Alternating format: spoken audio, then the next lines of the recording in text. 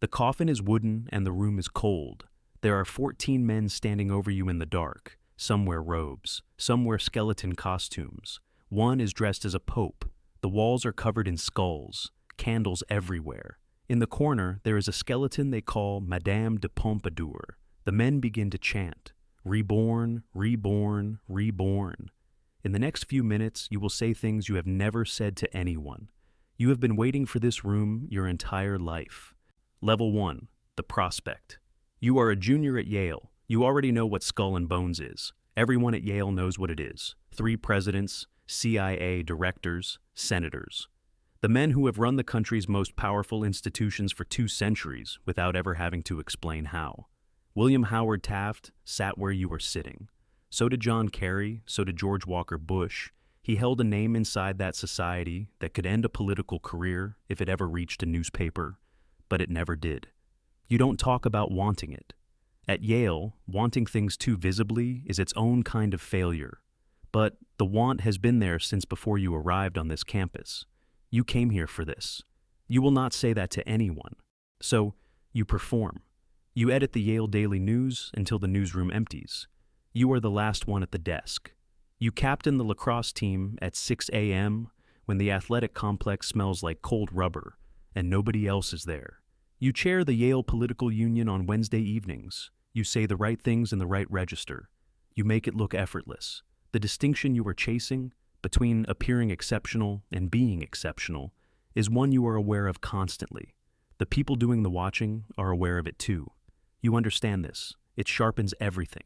Somewhere above you in this system, 15 seniors are looking at this campus the way a talent scout looks at a roster. They are not looking for the best student in the room. They are looking for the person who will still be worth knowing in 30 years. The criteria are unwritten and have been consistent for nearly 2 centuries. Athletic captains, newspaper editors, the person who commands a room without appearing to try. You fit the profile. You have always fit the profile. The knowing of it is something you keep very quiet. April, a senior in formal attire finds you on the street. He puts his hand on your shoulder. He says one word. You already know what it means. He gives you a date. He gives you an address, 64 High Street. That is all. What happens inside that address on that date is something no one has told you.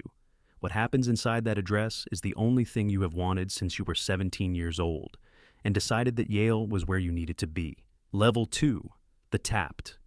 You have walked past 64 High Street for years. Brownstone exterior, no windows from the street. A door that does not explain itself. You have looked at it the way you look at something you are not supposed to want openly. Tonight someone opens it and you walk through. The air inside is older than anything you have encountered at Yale. Skulls on every surface. Candles. The skeleton of Madame de Pompadour, mistress of Louis XV, is in the corner. A grandfather clock beside her. Every official Bones portrait ever taken was photographed in front of that clock. 14 men in robes, some in skeleton costumes, one in papal robes. They know you, but you do not know them the way they are about to know you. They place you in the coffin. You already knew this was coming. Knowing it and lying in it are not the same thing. The wood is close and the room is above you. The men form a circle around you. They begin chanting, "Reborn, reborn." You speak everything, the clean parts and the parts that aren't. Things you have kept hidden your whole life, from your parents, from your friends, from every room you have ever performed in. This room takes all of it. Nobody flinches. Nobody stores it as ammunition. Everyone standing above you has already paid the same price or higher. The parts of you that would end you publicly are not liabilities here. They are the proof that you belong. They give you a name. The member with the most sexual experience in the incoming class receives the name Magog. George Walker Bush received that name, carried it through the CIA, through the vice presidency, through the White House. You receive yours. It stays inside this room. You leave before dawn. New Haven is exactly as you left it. You are not. Thursday and Sunday nights are now spoken for. 14 people know everything. You are about to spend a year finding out what that is worth. Level 3, the active. It's senior year. Your Thursday nights belong to something your roommate has stopped asking about. You leave at dusk. You return after midnight. 12 hours a week of your final year at Yale are unaccounted for in any version of your life that exists outside 64 High Street. Your thesis supervisor knows your Wednesdays. Your parents know your weekends. Nobody knows your Thursdays and Sundays. You have become very comfortable with that. Deer Island comes before the first Thursday. 40 acres on the St. Lawrence River. A week with no outside world. 14 people standing on a dock in the early morning with pine smell and cold river water and nowhere else to be. The relationships that will run the rest of your life are not built in the tomb. They are built here, in the way that shared isolation builds things, faster and deeper and more permanently than anything that happens in a lecture room or a career. By the time you return to New Haven, the 14 people in your class are not classmates. They are something the English language does not have a clean word for. Thursday nights, one member speaks, not for 20 minutes, for hours. You sit in the tomb, dining hall, old wood, candle wax, institutional cooking from a kitchen that has been feeding this room for over a century, and you listen to someone you thought you knew dismantle themselves completely. The family money that came from somewhere nobody discusses.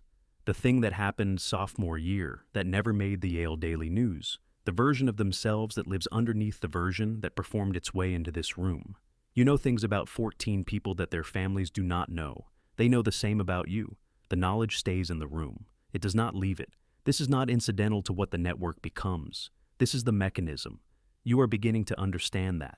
Sunday nights the patriarchs return, men 20, 30, 40 years out. Men whose names appear in sentences that move policy. They sit across from you at the dinner table and they tell you what it looks like from the other side. Not advice, not mentorship. A briefing, you listen.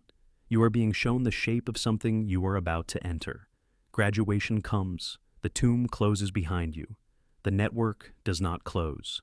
Somewhere out there, a partner at a firm is about to mention your name to someone who did not ask. You did not ask either. You were told, at a Sunday dinner by a man with a biography that understates itself, that you would not need to.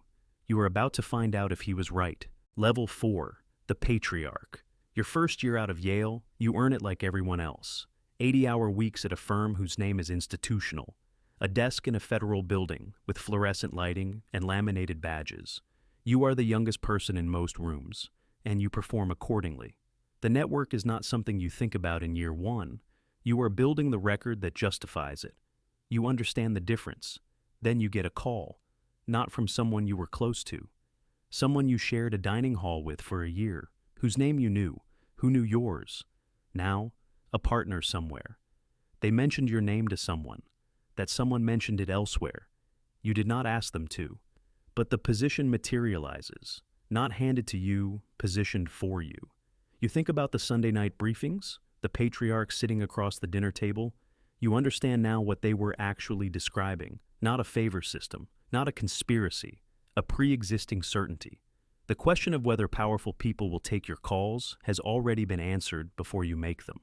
A decade out, and you have moved in the pattern. Government first, then private equity, then a board seat on something that is government adjacent again. The revolving door, the polite term people use when they mean something less polite. From the inside, it is simpler than that. You go where the leverage is. You always have. A Bones brother sits in the Senate.